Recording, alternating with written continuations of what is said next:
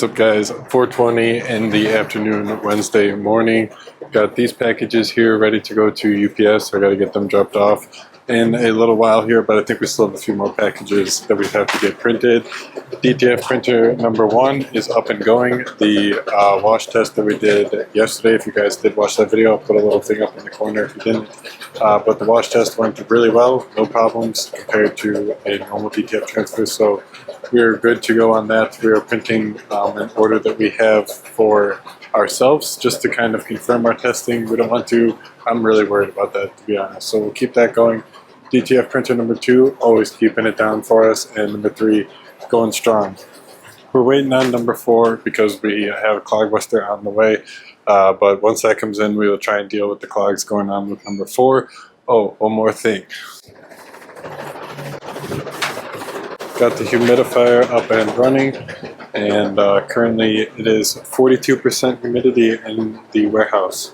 So I think that is probably what has been causing a lot of our nozzle issues. 68 degrees, but it started out at 38% humidity when I came in this morning, and it's been going up to 42% in the past like 3 hours. So hopefully we can get this to maintain at 60%. And we will not have these nozzle issues even when it is cold and dry out here in Houston.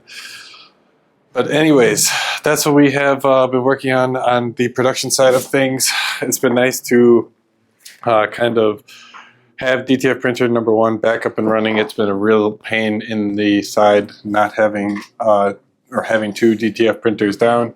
But that has allowed me to kind of refocus today, and I have been able to get some great work done on the platform.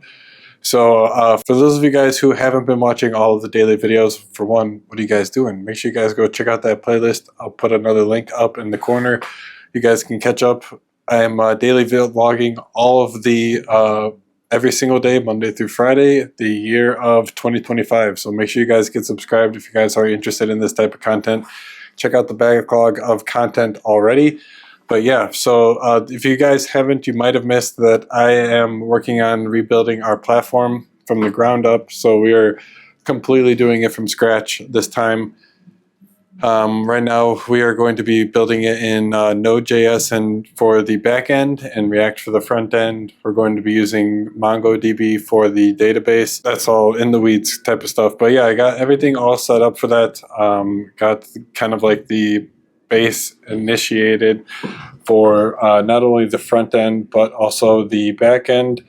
And then I also got the version control set up on GitHub for that. So I'm basically have the groundwork ready to go, so now I can start working out and building on the features, getting the minimum viable product complete so that I can then start working on getting everything built on top of that. But yeah, it is amazing what has changed, like with like GitHub Copilot. When I was using it maybe 7-8 months ago, it was not nearly as powerful as it is now. And like Microsoft has really come a long way with the integrations with VS Code and GitHub Copilot, where it's like, it's awesome. Like you really could get away with barely knowing how to like code and just using like AI if you really had to. It's really come a long way. That's pretty amazing, to be honest. But yeah, this is all probably not what you guys are watching the channel for. So I don't know how much of this stuff I'm going to end up actually showing you guys, because I feel like not much of you guys are actually interested in the back-end coding process of the platform. So if you guys are, please let me know in the comments, and I'll be sure to kind of show more of this.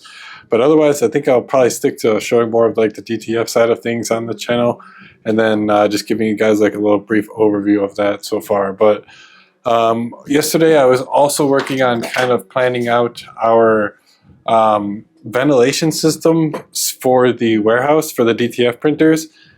At this point, I really don't think that these right here are cutting it. Right now, we use these for all 4 of the printers, but I just don't think that they are doing an adequate job, especially over time. It can produce some things that we obviously don't want. So I was trying to come up with a ventilation system for the outside warehouse. This is kind of what I got. I know, like, this is complete gibberish to most of you guys, but hopefully I can explain this the best I can. This is going to basically be the top line, and we're going to hard line that with the aluminum ducting. And from here, each of the drops going down to the printers, we're going to use the flexible ducting and get elbows for each of the different connections from the flexible to the hard fittings. And then we can just have the one hard line all connecting to each of the flexible ducts. And then I think we'll probably end up needing more than one inline fan to kind of suck all of the air out and out. But we will see. I think I might end up having one here and then another one here before it actually vents to the outside. This is kind of my preliminary plan. And this stuff is not cheap, man. Like, initially pricing this out from Home Depot, it was like $600 for all of the materials and everything, which I guess isn't that bad, all things considered. But another thing that I'm worried about is the glycol condensating, because sometimes, as you guys might know, if you do operate DTF printers, you guys might see those little drops of the like oil, the glycol, whatever it is. Like, here's some right there. It just basically happens when the vapors coming off of the printer cool, and it then will turn back into the liquid. So if I'm a little worried about if that happens in the ventilation system, because one, how do I get it out of, say, the hardline tube up top? But then also, I don't want it like dripping everywhere. I really just don't want to deal with it in the first place. So this is where I would like some opinions from you guys, if you have any. But if I just like were to increase the airflow so that the fumes were evacuated out of the space as fast as possible, could that possibly reduce the chance of the actual vapor condensating? Or would, since I'm kind of speeding up the airflow, would that cool it down even more and then further increase the risk of it condensating? I don't really know. But I would really ideally like to avoid it, rather than to try and put in traps to like drain any collected glycol oil, that kind of a thing. Over time, I would rather have it just not exist than have to deal with the solution like that, which is, I think, the only other one. But let me know if any of you guys have dealt with like a large ventilation system and like how you did it. I would really be interested in the specifics, because I think it's about time that we finally do this and do it right once and for all, because I just don't think those little things are cutting it anymore with 4 printers in one fairly confined space. All right, guys, time is 5:23. I got the to-do added for my Trello board, just on the next phase of things that I'm going to be working on for the platform. But as I was doing that, Michaela came in and said we are good to go to UPS. So I'm going to get these guys dropped off. We have one that has to be scanned into USPS, so I'm going to get that guy over there too. And then we will see what we have left before we can head on out to FedEx for the day. Michaela said it's going to be an earlier night, not going to be pushing it all the way to the wire. So that's good, but we'll just see where everything takes us. All right, guys, just got back from UPS. I think I made it in time. The dolly was still there and the truck was in the back. So that's always kind of the telltale sign that we made it when that happens. Again, the drop-off is at 6:30 and we dropped them off, I think, at 5:33. So officially we made it. It's just one of those things where I always like to be there a little bit earlier to kind of make sure that we are on time. Anyways, just coming out to see what Michaela is working on, how we are doing for the rest of the day. How are we doing for the rest of the day? Fine. We got a lot of orders that are still going to go out, and hopefully clean out the queue. The orders that don't need any artwork adjustments. Excuse me. Nice.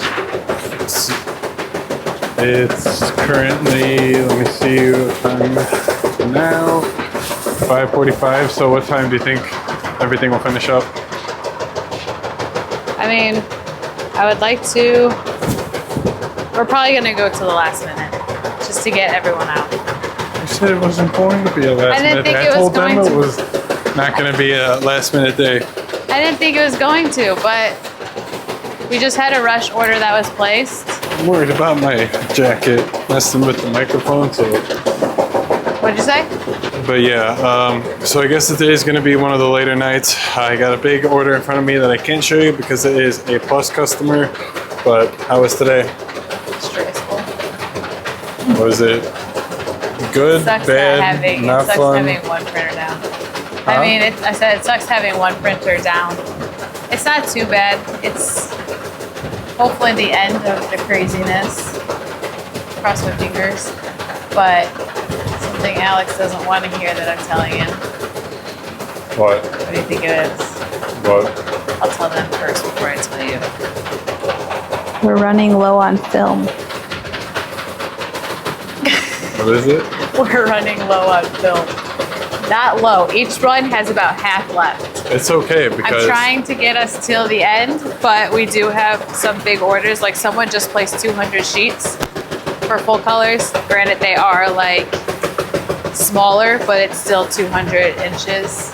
this is all okay because I remember when we were at Aviva, what was it, yesterday?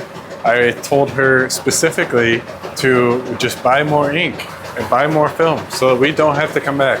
Because Aviva's only 4 miles away, but it takes every bit of 25 minutes to get there. If you guys ever want to see Alex rage, just make him drive to Aviva. I don't know what it is. That we hit every single light. There's so many lights. I'm just literally only 4 miles away.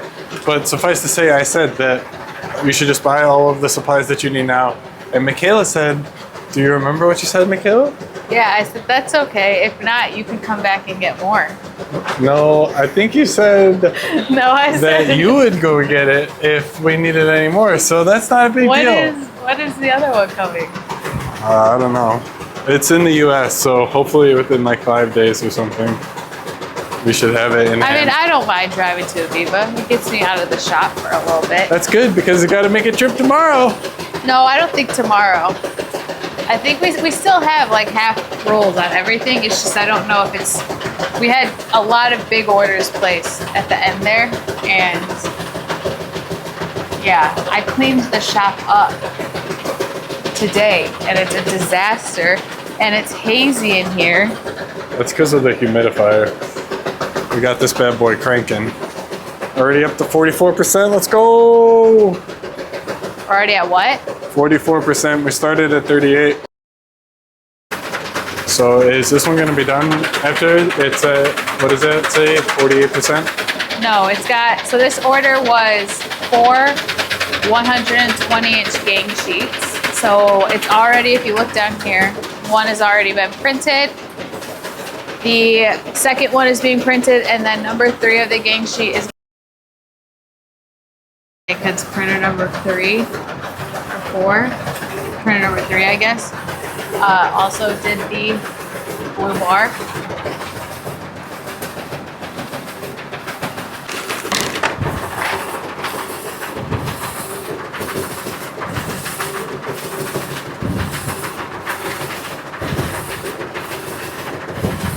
What is that light on a Xbox that's like, oh, the red ring of death? That's like what the blue bar of death is.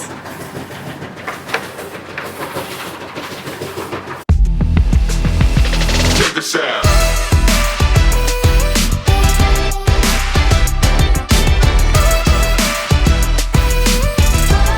What's up, guys? I didn't get an outro for the video, so you guys are getting the webcam clip. Got the last of the packages dropped off to FedEx, and that is going to do it for today. Thank you guys so much for watching. I know this vlog was kind of all over the place. It's been one of those weeks, to be honest. So thank you to everyone who made it this far along in the video. You leave a like on the video to show me that you guys enjoyed it and you want to see more daily videos. And I will see you guys in the next one. Check this out.